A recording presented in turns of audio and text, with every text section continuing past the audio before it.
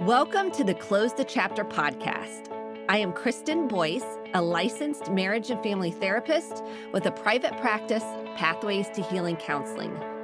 Through conversations, education, strategies, and shared stories, we will be closing the chapter on all the thoughts, feelings, people, and circumstances that don't serve you anymore and open the door to possibilities and the real you. You won't want to miss an episode, so be sure to subscribe.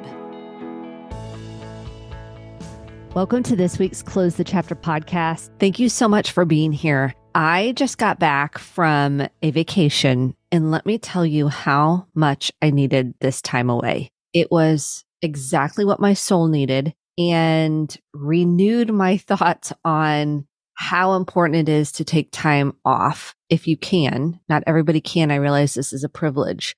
To recharge your batteries, recenter, regroup.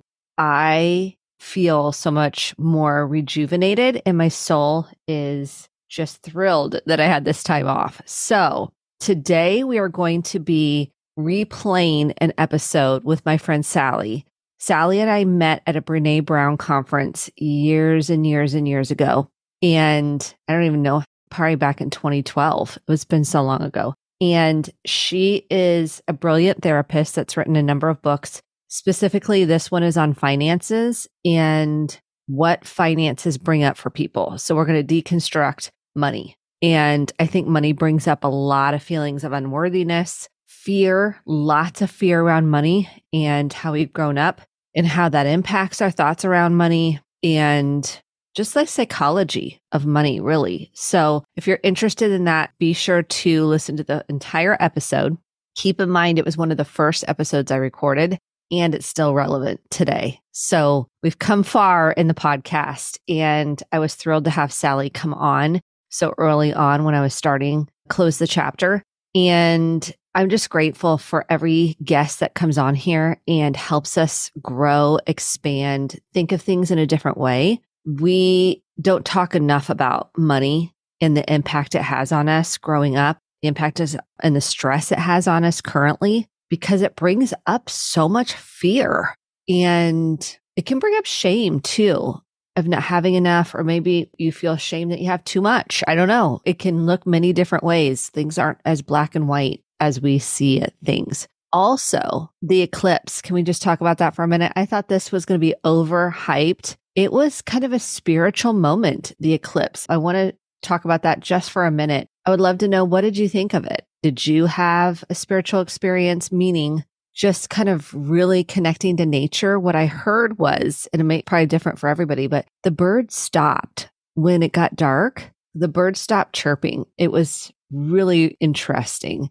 So I enjoyed it with my family. We all thought it was way cooler than we thought it would be. We were right in the epicenter of the eclipse. So we had 100% viewing of the entire process, which was really spectacular. So I'm really glad we were a part of that. I just want to know what's going on for all of you guys. So feel free to tag me on social. On Instagram, I'm at Kristen D. Boyce, and then that same on Facebook. And then we're still trying to figure out the whole TikTok. It's Kristen Boyce. Feel free to follow along and tag me if this episode is helpful or any episode that you really liked. And grab the journal that's for free. You can use it anytime. I use it often with clients. You can get it for free at Kristen, KRISTEN, Boyce, BOICE.com/free resources. Without further ado, here is my wonderful and helpful conversation with Sally. In today's episode, we have a special guest with us. We have Dr. Sally Palaian, and she has been practicing in psychotherapy for over 32 years, doing individual, couples, and grief therapy, helping people to change, to discover who they are on the inside, and stretch to fulfill more of their potential. She loves helping her clients learn to live their own life and lifestyle, not someone else's. I love that. By providing support as they untangle themselves within relationships, jobs, and lives that are no longer working. She helps clients learn skills to make positive changes. She is a fully licensed clinical psychologist, certified in EMDR, which is eye movement desensitization reprocessing, holotropic, did I say that correctly? Holotropic breath work, and imago relationship therapy, as well as certified Daring Way facilitator. She has written the book Spent, Break the Buying Obsession and Discover Your True Worth. So we're going to be focusing on this piece on people using spending and buying stuff to fulfill a deeper wound, so to speak. Sally and I met years ago, probably around 2010-ish, we think, at the Brene Brown Daring Way training. So I am so excited you're here. She also owns a private practice in Michigan, the Positive Self Center. Love the name of it. And I'm so excited to have you here today. So I thought what we would do is have you introduce yourself and tell us how you got into this field. Great. Thanks, Kristen. I'm so excited to be here. So how I got into the field was I came in through the back door. I came in through nutritional counseling. I was interested in nutrition and started a program in nutritional counseling. And then I realized people weren't eating what I told them to do or what the recommendations were, including myself. I couldn't always do what I knew I should be doing. So I started getting more into the therapy, the emotional end of eating, and designed a program, a master's program around compulsive overeating with two majors, basically. Nutritional counseling was one track, and expressive therapies and expressive arts was the other track, with a focus on compulsive overeating. So that's how I got into the addictions field. And then from there, I sort of slowly over time let go of the nutrition. Nutrition's advanced so much now since then, but I slowly let go of nutrition and just focused on traditional straight psychotherapy, helping people with their emotional aspects of their lives. Is that what you discovered with the nutritional piece, that you discovered it was really related to emotions and some of the deeper work? For a lot of people, food is very primitive. I mean, it's something we've been doing our entire life. From the first day we were born, we might have cried and someone fed us. We might have cried but our diaper was wet or the light was too bright or we were feverish or something, but someone fed us and taught us that food is comfort. Food takes the pain away. Food takes this away. So it's a very primitive thing. Lots of people turn to food for all kinds of emotional reasons. Yes. Absolutely. Yeah. So you discovered the power of that association. It starts in infancy. Being Absolutely. Comforted food in the bottle and milk and finding relief. Right. We all have that memory. And then over time, 5 years old, and the kids are rejecting you at school or something's happening, you turn to food. It's already wired in. Do you work a lot with that piece now in your practice? I don't so much specialize in that exclusively anymore. I have a more general practice now. But for years, that was my main thing. I did a lot of stuff around compulsive overeating, eating disorders, people who are bulimic, anorexic, and compulsive overeaters, and binge eating disorders, what they call it now. But I don't do that exclusively anymore. It's still part of my work because so many people struggle with food. It's a very, very common thing. Even if you don't really have that as your primary issue, people still struggle with their weight and dieting and trying to do what they know they should do and not being able to do it. Yes. And feeling stuck and powerless to change it. Right. Exactly. How did you lead into writing your book, Spent? And I love the title, Break the Buying Obsession and Discover Your True Worth. I love the title. And as a matter of fact, and I think I shared this with you, I had found your book for another client before meeting you. Right. And had my client reading the book. When I met you, I was like, oh my gosh, I had just recommended your book to this client. It was amazing. I was like, this was all meant to be. We were meant to meet. How did you segue into writing the book Spent? Well, I don't really exactly know how that all came about. Well, what happened is that through the course of my career, I worked with addictions. I felt like in my training, I should learn addictions. Everyone should learn addictions because it's so common. So I did some training in alcohol. I did some training and I worked for someone that did sex addiction and had been working on money because of growing up with a financially dysfunctional family. I had been working on money for many, many years, my own money issues, and just kind of curious and interested in it. Like I said, I came from a financially dysfunctional family. And at some point, my therapist through the course of my recovery work with my own issues, my therapist pointed out to me, you come from a dysfunctional family, just like alcoholic children, so children of alcoholic parents, you come from a family of dysfunctional financial stuff. So I was felt relief, okay, this is why I'm struggling. It's I've never learned this stuff. So I became really fascinated to learn it and work on myself around financial recovery and get my act together around money. And I was never a compulsive spender. Like the book focused a little bit on compulsive overspending. I was probably more of a business spender and not really knowing how to earn a living in this field that's very vastly underpaid and undervalued in our society. So through the years of my own working on myself, several of my friends kept saying to me, why don't you help us? And I was like, I don't really want you to pay me. This is kind of weird. My friends were noticing I was really making shifts around my money, particularly therapist friends. And so I just started helping some people, started doing financial coaching, started doing speaking a little bit nationally for the ADD population about money because they struggle with money a lot, with impulsive spending, with not earning enough, with just very disorganized record keeping and stuff. So I did some speaking, and then the book kind of grew out of all of that. I had been writing a lot, and I just decided I was going to finish one book one day. And so that was the book I picked because that was the one I was working on at the time. So it was manifesting kind of in your own life. And so you were using what you were learning, and your friends were asking, seeing that difference in you and asking, well, can you help me too? So you decided I'll focus my efforts and put this down on paper to help other people. Yep, that's exactly what I did. And what have you found in terms of the book? What are the first steps people can take to start dealing with spending issues? Because now we have Amazon. I mean, we have 2 seconds, 2 days later, you got your stuff. Push a button, they have their stuff. This is like, boom, here it is. And the internet has changed the game. So I'm wondering, how do you start with somebody that uses shopping or spending or buying to fill this deeper wound? Well, there's lots of different things people can do. First of all, they have to recognize they want to change, right? So they have to be out of denial enough to realize this is painful. Some of my dreams aren't happening. I never have money for certain things I want, and I make a good living, or I keep earning more and I never seem to get ahead, et cetera. So first they have to recognize, okay, something's really wrong. I got to do something different here. I'm in pain. I don't like this. Because without that kind of initial kind of pain, hitting bottom of some sort, someone confronting them, someone challenging them, having a dream not happen that they wanted, jealousy, noticing if you're jealous of other people. Those are all kind of signs that you've got a problem here. You need to start looking at it. So number one is coming out of denial, naturally, getting help, getting support. But beyond that, the things that people can do themselves are, okay, first of all, every financial planning book, if there's no bookstores anymore, but if you went to the bookstore in the olden days and you looked at the shelf on personal finance, you would find most of those books, 75% of those books start with a chapter with something like visioning your future, developing your lifestyle. What is it you want? Why do you want to get your money together? What is it you really value in life? Values clarification kinds of exercises. So the first thing people need to do is start visioning what is the life they really want. The reason why you need to do that is because you need to be able to have something to anchor to keep you motivated when it gets hard.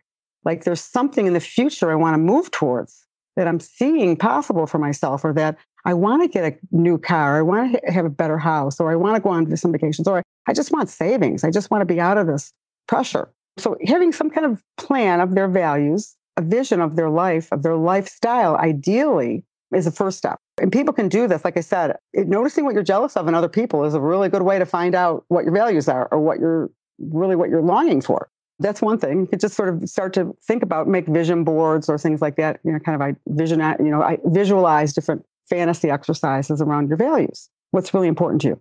If you had a month to live, what would be really important to you? Those kinds of exercises. We want to get people to get really clear about their dream lifestyle.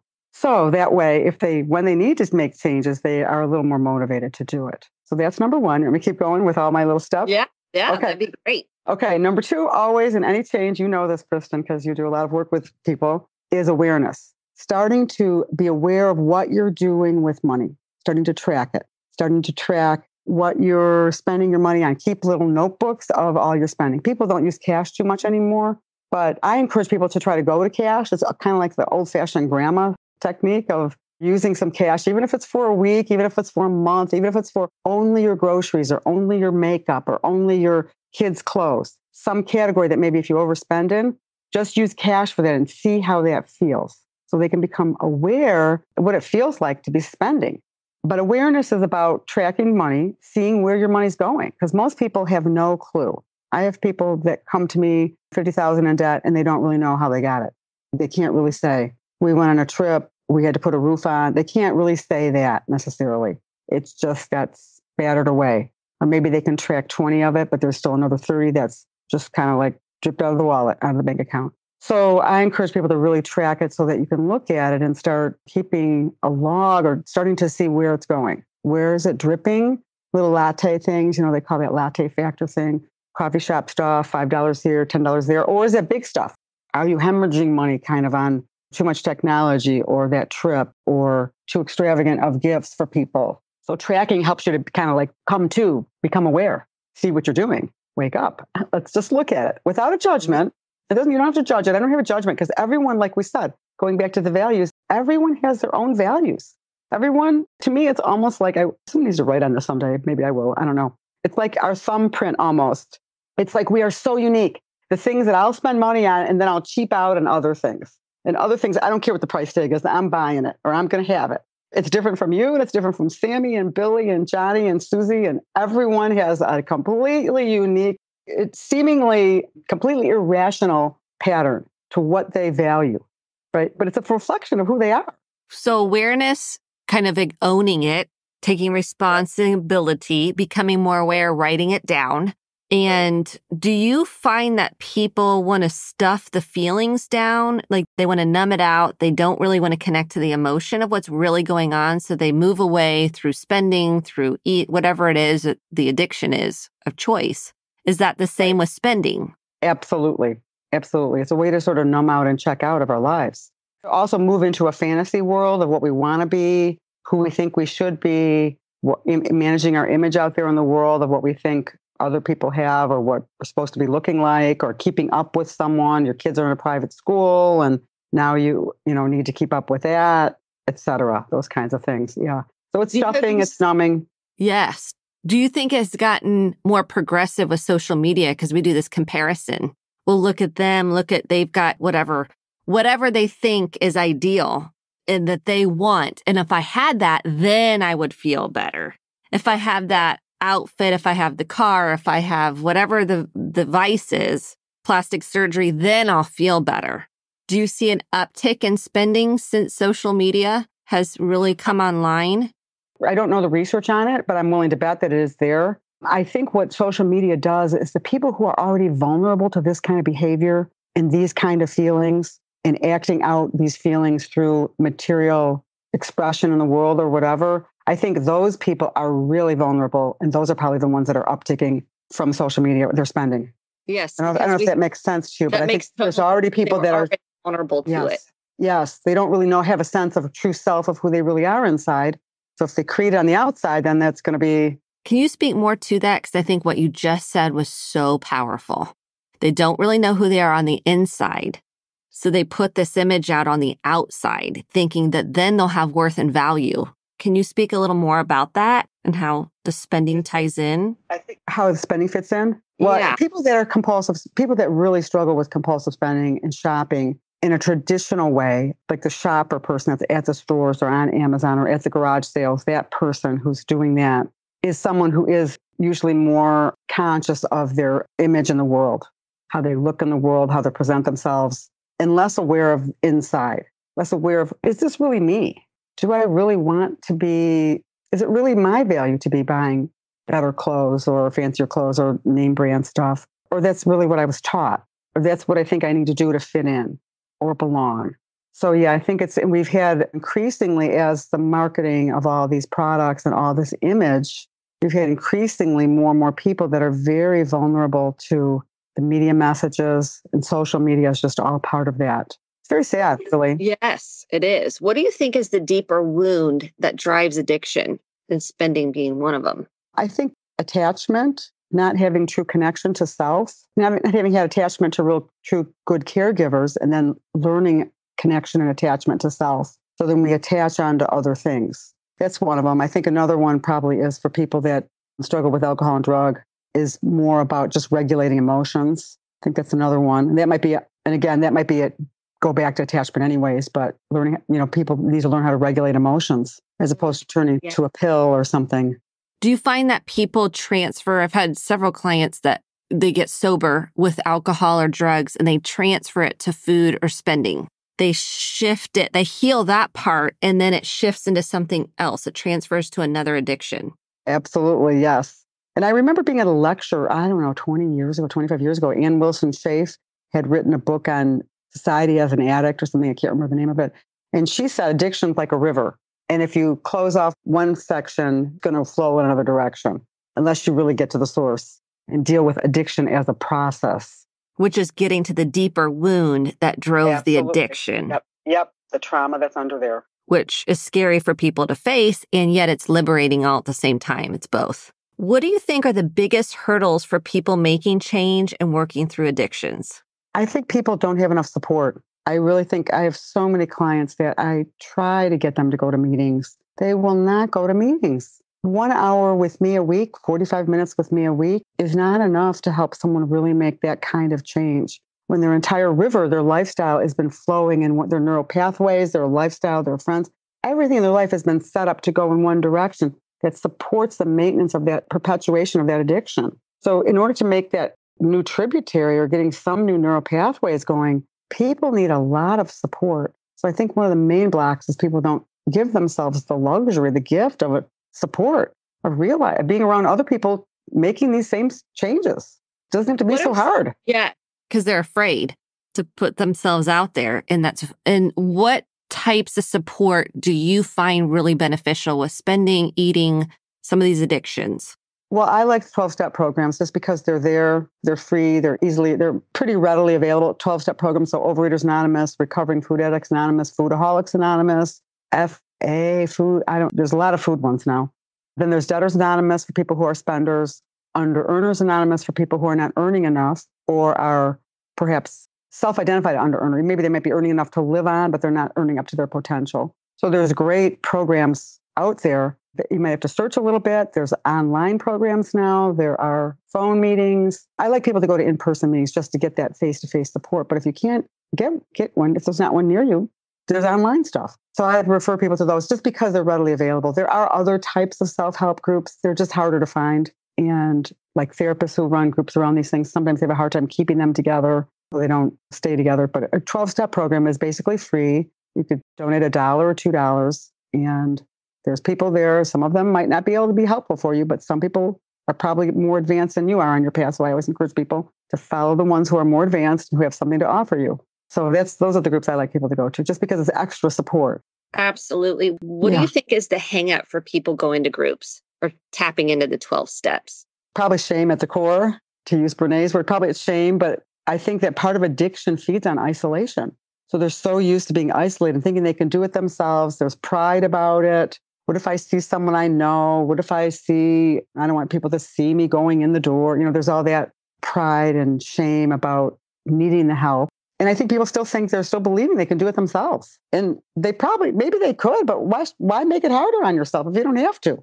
And if they don't make the change, I always say, well, is that working for you? If you're not able to make this sustainable change because you're trying to do it on your own. And there is this other option that can also, it's an and it can also help you. It's not an either or. Mm-hmm. Yeah, I definitely think the shame and fear of what are people going to think? How are they going to view me? Am I going to be seen? The embarrassment, the humiliation, and the fear around that. Right. And then once they get there, they think they're better than the other people. So they think they don't need to go anymore. It's all part of the... And then the ones that do go and maybe keep with it, I see make sustainable change. It's really powerful because now they feel like they belong. There's a connection there. And are they going to click with everybody? No. And they do find a place where there's the commonality of the feelings of shame and fear and disgust with themselves and all those things that keep them stuck. Now they're able to move it up and out. They're able to release and normalize some of those feelings because you're like, oh, I'm not alone in this. Right. Exactly. Yes. Yeah. So people they feel like they connect, they belong. And also the other thing I was thinking when you were saying that was they also get to heal some of their attachment wounds by being connected to something that's helping them as opposed to being connected to something that's destructive. Exactly. And attaching to that external. Right. Right. And they think that money is going to buy them or food's going to fill. Right. So now they can attach to people who maybe could support them and nourish them and validate them and accept them however they are. And so now there's other people they can break out of their isolation and attach to a more healthy kind of process. Yes. And the power in that to make a change because we know 1, people don't like change and 2, they don't like things how they are. Right. That's true. That's a great line. So you're like, well, okay, We're going to have to do something different in order to, back to your point about making the vision. You said envision kind of what you want. And we have to do something different then to be able to work towards that vision. So if we do the same thing, you're going to we know where that road leads to, a dead end street. Yes. When you wrote the book, and is there anything that you feel in the book was the one nugget that you would want somebody to really take away from Spent? Wow, that's a great question. I don't know if there's one nugget. I do know the last chapter, I talk a lot about the finding your worth part, which is that there's a world that out there right here around us that wants us and needs our gifts that we have to bring. There's a world we are so fortunate and so blessed, especially in the US, that there are so many different types of activities to be involved with, so many different classes to take, clubs to join, hobbies to begin that don't really cost that much money. I like for people to really develop, and this is what I find, and I have two clients right now I'm thinking about, they really don't know what their interests are. Shopping and spending and food and different things like that have been their life. And so, and going to the mall is not a lifestyle. Living your life online on Amazon, that's not a lifestyle. That's not really that satisfying ultimately in a true way inside of us. So I like for people to really develop and remember there is a whole world. You can go, hold babies at the hospital. You can go act out the Civil War and dress up and act out the Civil War. There's like thousands of things. There's no end. You can join the metal detectors club. There's no end to what you could do in this world. And we are pretty much, some of these things are very, very cheap.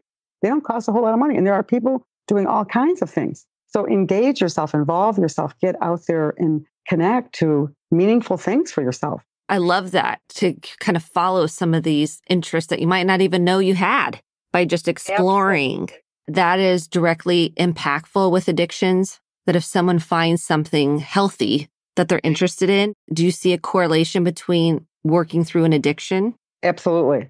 It's necessary. If you're not going to have your life centered around your addiction, your substance, your process, your behavior, there's a big emptiness there. At first, people can center their life around 12-step meetings and go every day, a couple times a day, even if people are really desperate at the beginning, right? But at some point, there's a big open space there that needs to be developed, not filled, but just developed from the inside. A place where people can express themselves, a place where people can involve themselves, a place where people can put their energy, their love, their time.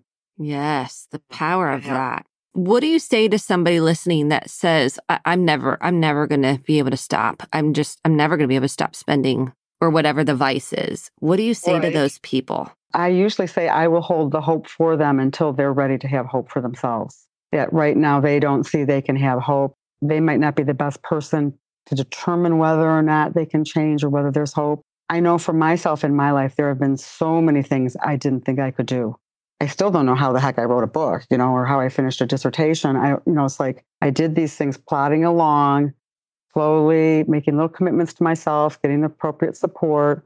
There's lots of things in my life I've been able to do and accomplish, and that are really rich and satisfying for me. Being in a long-term relationship, I never thought I could do that. So there's so many things that, I wasn't the best determiner of whether or not it was going to happen or not. So as long as I surrounded myself with people that had hope and faith in me, right, then things started to slowly shift. So that's powerful. A little quick answer there. Because I know you see it too, I'm sure. Many, many times clients, things happen that they never dreamed they could make happen. And they believe that they either deserve this or they can't do it. It's too hard, too painful to let it go or to work through it. And it is hard to make change. And I always do and it's freeing yourself from the binds and the shackles of the shame and the humiliation and the embarrassment that have kept us trapped in this behavior. Well, really, it's a manifestation of an unmet need that is driving the behavior. And they're trying to fill the need outside of themselves versus, like you said, connecting to that deeper sense of self where the power lies. Right, exactly, yes. So where the power lies is not outside of you, it's inside of you. And so that they've never had that opportunity to connect in that way to themselves. Yeah. So that makes a lot of sense. As you've kind of grown in your own work and your own evolution and through the book writing and all these amazing projects you've been a part of, I know you wrote an app at one point for couples and you have lots of ideas, which I love about you. How have you grown in your own work and expanded from maybe some of your addictive behaviors that we all have? Well, I'm slowly working on trying to get myself personally in terms of what I'm doing. I'm slowly trying to get myself into a regular writing habit. I know, remember, we talked about this. You're good at keeping a good structure for yourself to do regular writing. For myself to do a regular writing habit, working on a regular meditation habit. I don't do things regularly, like the set time every day. And some people do that at a set time every week. I've never been able to follow that, so that's my growth edge right now, is trying to find a way to regularly implement some of these things into my life that I'm saying I'm wanting to do more of. But in terms of my work, I don't know. The longer I'm in this field, I feel like I'm like this ripening wine or something. I'm not an alcohol person, but it's something like the aging, like into some sort of mellowing into my own skin in some way as a clinician. Very fun. Feel really excited about it and feel very competent, which is something I didn't always feel earlier in my career. So that's a nice place I'm at lately. I don't know if that's what you're asking. Yes. Okay. You're more comfortable being who you are and relaxing into that and connecting into that. Exactly. So, yes. Other projects you're working on right now? Yeah. So probably as an outgrowth of that, for the last over 20 years, maybe even 25, I've been working on a whole bunch of little pieces around a book called In Defense of Therapy. Now, I don't know if it's going to be titled that eventually. I don't know if it'll eventually be a book or maybe just a bunch of blogs. I don't know, but I'm really working on that right now. That's my main focus, because it feels like this is kind of maybe what the impetus to change or the impetus to grow is. It feels like it's been breaking my heart to not do it. And so I have to follow my own calling. Like, this is time now. Move on to the next one. This is it. Yes. So where can people find you? If they're like, I love what Sally had to say, where do they find you? They can find me at my website, which is www.positiveselfcenter, or Google me. And there, Kristen, I want to say that my publisher Hazelden has on their website, hazelden.org, they have, if you look up my name and look up my book, they have a free downloadable first chapter of the book and the workbook, a whole workbook. It's like 75 pages that people can print off and they can reflect on. It's a whole bunch of questions around looking at the history of your behaviors around finances, looking at your childhood influences, your parents' patterns about money, your own money patterns, looking at starting to construct a spending plan or a budget for yourself. There's a whole bunch of things in there, in those questionnaires. That's totally free. You can download it for free from their website. But you can also get me at my website, or my phone number is, should I say my phone number? Well, I think your website's good. The website's great. Okay. Yeah, the website's great. And I highly recommend every single person get the book, because we have an epidemic right now of let me just hit a button and spend. Let me go through the Starbucks drive-through. We're becoming unconscious about spending because it's connected to deeper layer of emotion, not connecting to emotions. Get the book. I also recommend this for couples. And I want you to speak just a little bit on couples and how they could benefit from doing this work together, because you'll see they came from two different family systems, two different philosophies of money, and now we're coming together as this married couple. Do you recommend this for couples? Absolutely. Yes, absolutely. I recommend for couples to try to get on the same page. If they struggle about financial values, because sometimes people have different values. Not only do they have different spending styles, one person might be the saver, one person might be the spender. We all have different temperaments anyways, where some people are just naturally more aesthetic and they want more beautiful things around them. They're just really attuned to aesthetics. And other people are more attuned to counting beans and crunching numbers and knowing how to do all that stuff. And for them, it doesn't matter if they have old T-shirts or whatever. So we all have a different temperament. And with couples, it's like a whole creative mix of how the power struggle can play out with those differences. Not only different histories about what our financial resources were perhaps in our childhoods. Our parents had different relationships with money, and we have different sort of money styles ourselves, like I said, and temperament. So it's a perfect opportunity for money to be an area of the power struggle in a couple, for sure. So I recommend for people, if they can, try to have some regular meetings, Sunday night or Monday night or Sunday morning, regular meetings where we talk about what's our upcoming expenses, where we try to construct a spending plan, where we have some true dialogue about why something is important to us, why I want those new clothes, why you want that vacation, why you don't want the vacation, those types of things, or why you want to spend this much on the kids or this much, so really trying to do some dialoguing and hearing each other out about what your value system is and why it's so important to you. A lot of times we're less attached to getting our way if we feel like someone's really hurt us. That's kind of my belief about that. So yeah, I believe acknowledge what the person's saying. Absolutely. Because I have a little thing I think I say in the book, because a typical couple that's in trouble with money usually is an overspender person who has their head in the sand totally about money. want somebody else to handle it all. They don't want to do anything about it. They just want to spend. That's what they want, not think about it too much. And the other person who's completely fretting and counting things on Quicken and wants the receipts and is keeping track of every cent and has everything planned for the next 25 years, right? So you have those two people together. It's a recipe for disaster in a power struggle. One person's trying to control the other. Give me the receipts. I need those things entered in Quicken. Why did you spend that much? I'm going to give you this budget. One person, and the more that one controls the other one, the more the other one's going to say, to heck with you. I'm getting what I want. I'm not living on that restricted budget. You're crazy to think I'm going to do that. I'm not going to be deprived. So that's the dance of the power struggle with those two people. However, you can flip that same couple where one person, where they each bring unique things to the relationship. One person has the aesthetics and the fun to bring to the relationship. And the other one has the practical, let's make sure this is going to work with the numbers part, right? You need both people. You need both elements here.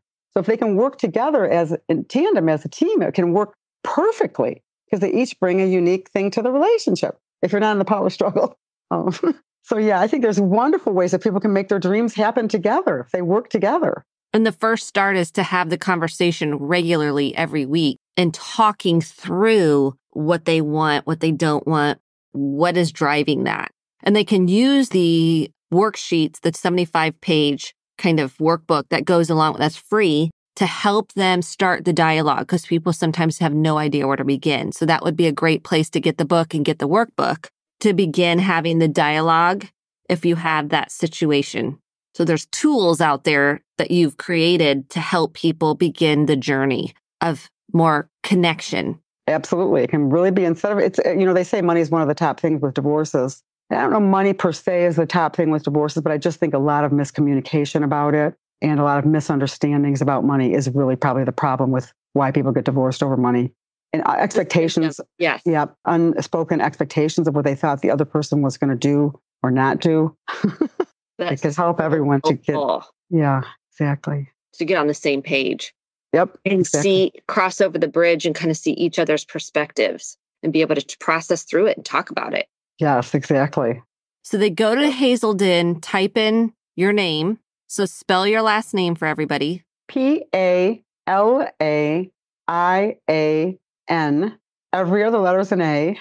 That's perfect. And I'll put it in the show notes too, so they know. But you go to Hazelden, the Spent book publisher has the workbook for free. That is such a great offering that you're giving to everybody to be able to put it into application. Because it's one thing to read a book and it's another thing to actually put it into action and make a change in your life. So I love that you're offering that. So thank you so much. Is there anything else before we close out that you wanted to add? I can't think of anything right now. I just wish everyone lots of success with their money. I believe that there's that old Sufi saying, trust in God, but tie your camel. So trusting God is sort of like trusting everything's going to work out okay. We don't have to pay too much attention, but tying our camel is sort of like keeping track of our money and tying it down. And that a lot of our dreams and hopes might not cost money. Some of them might. And if we have dreams and hopes and things we want to make happen, we want to have the money handled so we can make it happen. It does not have to be a stress. It can be an area of freedom. Yes. Yes. Yes. Thank you so much for joining us today. I know this will be so helpful to so many that are struggling with feeling stuck in their spending in other addictions. So I so appreciate you, your heart. You have a beautiful heart and you're doing such amazing things in the world. And I'm just so grateful we've connected on this journey together. Exactly. Me too. Thanks, Kristen. Thank you so much for listening to the Close the Chapter podcast. My hope is that you took home some actionable steps along with motivation, inspiration, and hope for making sustainable change in your life. If you enjoyed this episode, click the subscribe button to be sure to get the updated episodes every week and share with a friend or a family member. For more information about how to get connected, visit Kristen, KRISTEN, Boyce, BOICE.com. Thanks and have a great day.